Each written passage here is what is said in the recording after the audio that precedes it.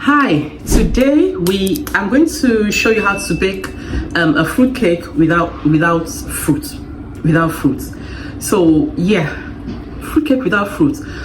I bake once a week. I baked on Sunday, and it's meant to last me the week, but usually by Tuesday it's finished. So this is my empty cake tray. I baked on Sunday and I've wolfed it. I finished it today. So I wanted to make an orange and almond cake, which I really love. But then I forgot to buy the orange when I went out, and I didn't feel like going out again. So what did I do? I used orange squash, Robinson's orange squash. So you can, it turned out so yummy. It turned out brilliantly. And I thought, okay, let me do another experiment. So what we're watching today is an experiment, really. It's not like I've done this before. I just thought, okay, so that was orange and almond cake without the orange. I used orange squash. What I should have done was to buy the orange and boil it and grate the skin and with the cheese grater and put it in the cake. And then the boiled orange would have been boiled into a puree. Then I pour it inside. But I bypassed all that and I used orange squash, and it came out lovely. And so today I thought, okay, let me use Ribena for fruit cake, and let's see how it turns out. Fruit cake without fruit with Ribena. So for me, baking is cathartic. I love eating cake, yeah, but I also love baking cake. I don't know why. I just find it really relaxing to mix the batter. And before I used to use like electronic mixer and all that. I have it there, but I don't bother with that anymore now. What I just do is just bish bash bosh. I just put everything in the bowl, stir it, put it in the cake tin, bang it in the oven, and Bob is my uncle. My cake is out. And then, one of the things I also love about baking is this. So when Toby was much younger, when I was going through the difficult single parenthood period, if you're going through that period now, don't worry, you'll be fine. You'll be fine. You'll be fine. So in those days when money was a bit tight, and I couldn't afford to take my child on like fantastic things, fantastic places. I was a single parent. I was struggling. I think I was on benefits then. That was another thing. When I left his dad for domestic violence, I was working, but my social worker said, stop working. It's not going to pay you to be working as a single mother, and then you'll be. She said, stop working. They'll pay for your. So they put me in a hostel. Yeah, that's why she told me to stop working, because there'll be nobody to look after my child anyway. So for some time I was on benefits, and so money was tight. So this was one of the things that Toby and I used to do. Cake batter. So when we make the cake batter, Toby doesn't really like cakes. So when I make the cake batter and I put it in the oven, and then I make sure that there's enough left in the mixing bowl, and then we just both sit down and we just eat cake batter. It's really nice. You might want to try that with your child. It's a form of bonding. This is Toby's even till today. So when I baked the last one, I put some cake batter here for him, and he's been having some of it once in a while. So yeah, cake batter is a cheap way of having bonding with your children, because I remember when I was younger, when I was a child, one of the things I used to do with my mom was that we used to bake cake together. So we used to mix it, and in those days my mom didn't used to use an electronic mixer, so we used to mix and mix and mix and mix till the butter turned white. What a pain. But now I don't do that anymore. I just bish bash bosh, mix everything, and it turns out well too. It turns out well. I think the reason why they mix and mix and mix until the butter turns white is to aerate it. But technology have passed that now. We buy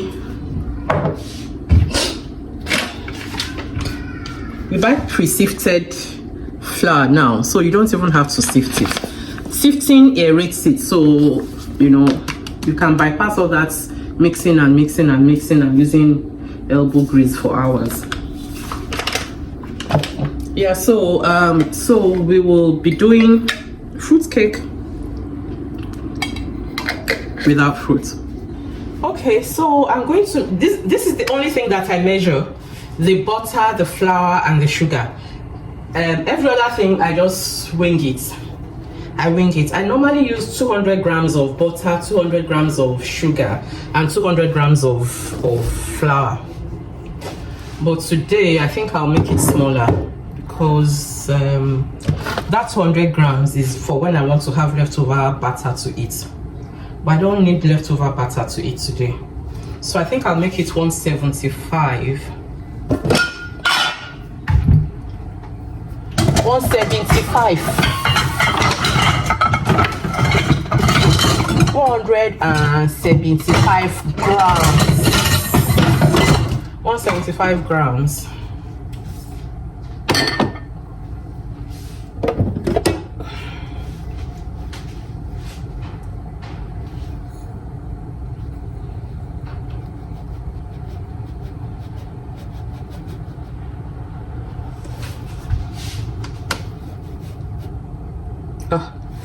Don't go down 175. This is 190.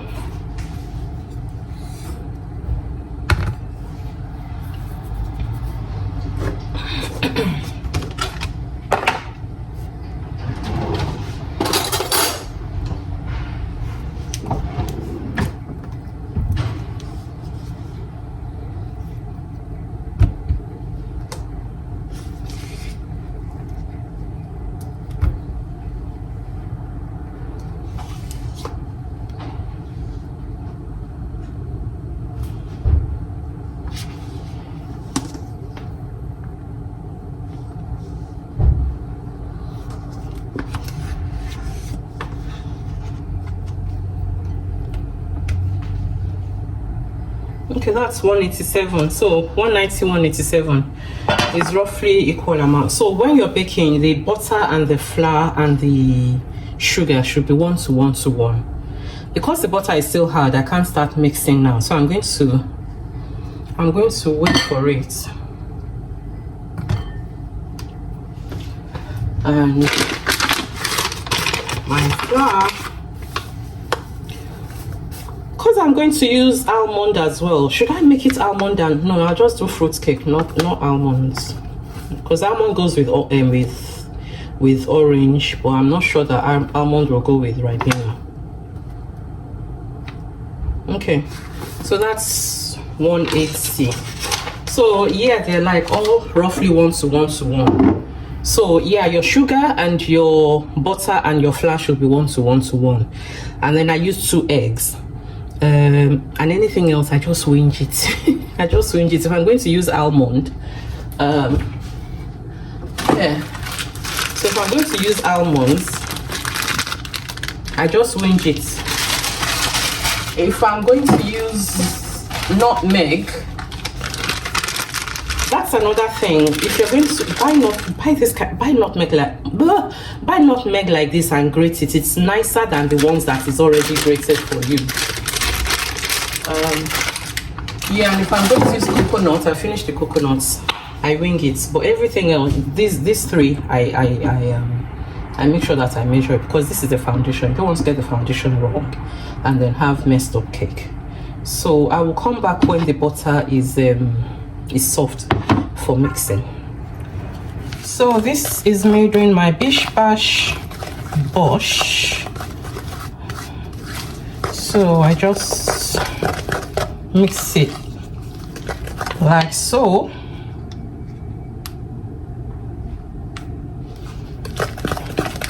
I mix it like so. Yeah. 2 eggs. 2 free-range eggs.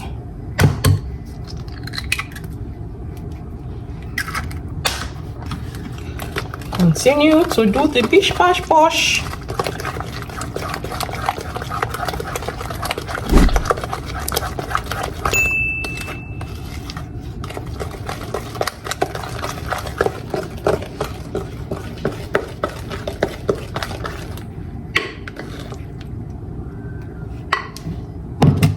Milk. I have fresh milk.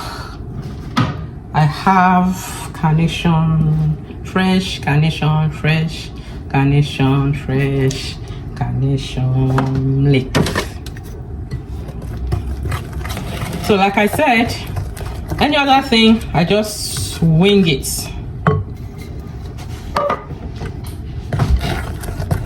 Any other thing, I just wing it.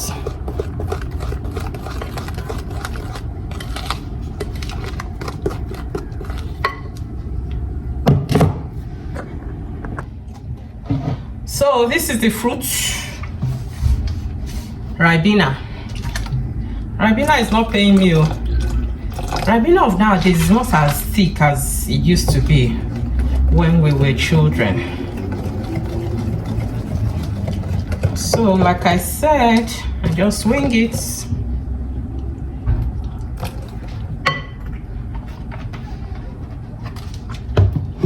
Can you see now?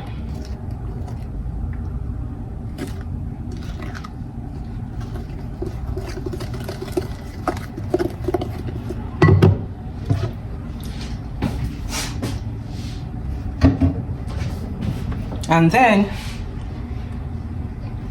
let me sieve it again. I want to sieve it again, but it unnecessary, really. It don't necessary because it's already pre-sieved. They have pre-sieved it for you, so it's not necessary to serve it again. Anyway, even though. So I'm going to, oopsie. I'm going to preheat the oven to 170 degrees centigrade.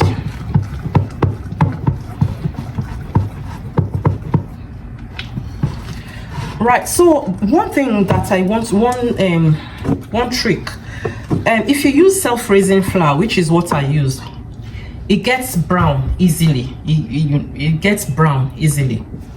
So if you don't want it to be too brown, I use parchment paper. I put parchment paper in my tin. For that parchment paper, I wet it I make it wet with water before putting it there. If you're not using parchment paper, what you could do is kitchen towel, wet it, wet it, and then as you put the mix in there and then put it in the oven. So that water reduces the browning. It reduces the browning. When the browning is too much, it looks like it's burnt. So that's what I do when I'm using self-raising. But if you are using ordinary flour, you don't need to do that because ordinary flour doesn't brown like self-raising does. So yeah. So can you see 170 degrees? I've preheated it. So you preheat it so that when the batter gets in there, it gets an initial oomph like that to rise. I think that's why they say you should preheat. So there, and I tasted it. Oh, nice bhaji, very nice. Oh nice, oh nice. So here's my tin. So this is the parchment paper, or is it baking paper? What do they call it? So you scrunch it, and then wet it. and then puts it there like so, like so.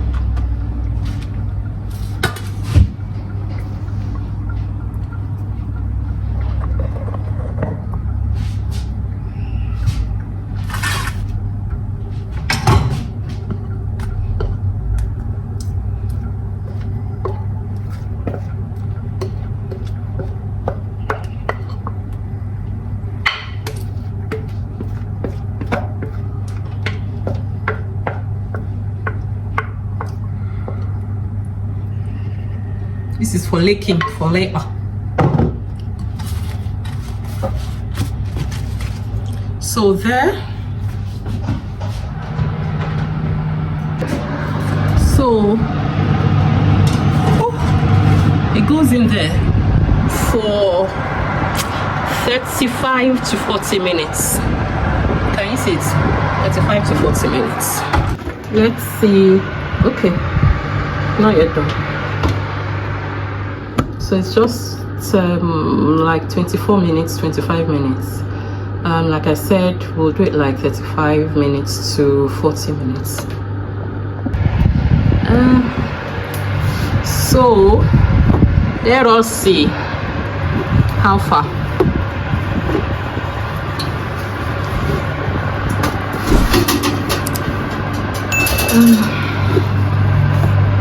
How do you know if your cake is done? You stick a knife in, yeah, and if your knife comes out clean like this, it's done. Oh, okay.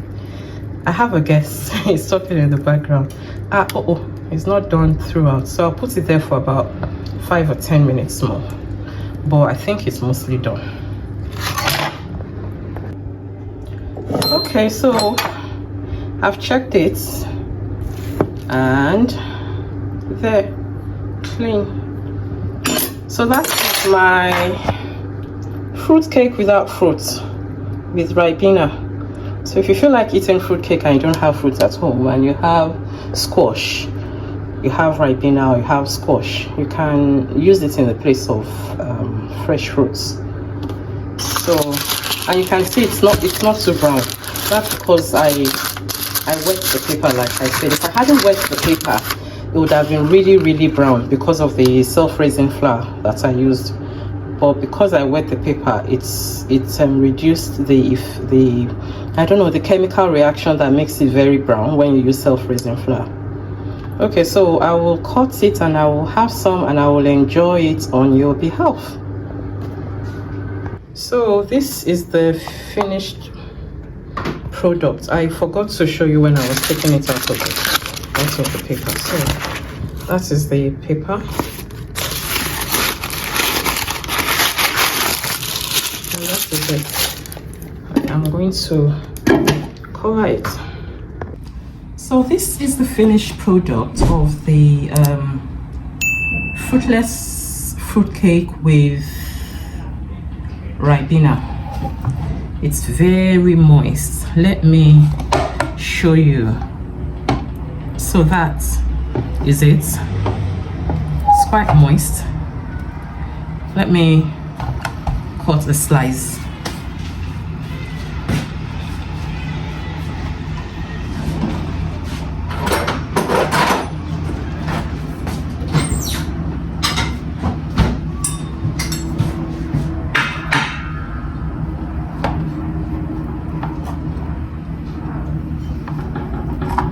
And it smells delicious.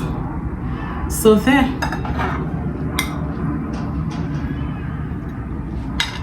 It smells really nice. That is our fruitless fruit cake with Ribena.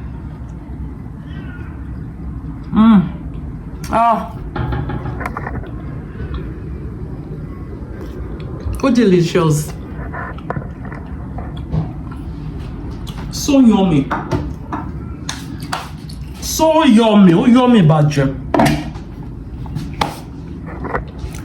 Okay, folks. That's it for today. That is it with our fruitless fruit cake with Ribena. Take care. Thanks for coming around. All right then. Bye.